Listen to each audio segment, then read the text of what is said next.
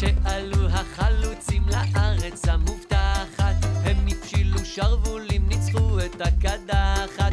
כל היום גירשו זבובים, ייבשו את הביצות. עוד מעט יש מדינה, בוא נתחיל קצת לנקות. עוד מעט יש מדינה, בוא נתחיל קצת לנקות.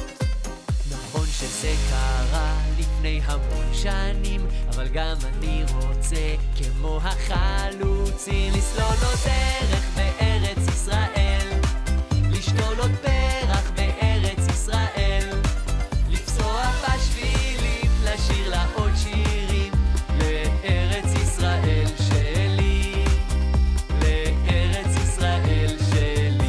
נה נה נה נה נה נה נה נה נה נה נה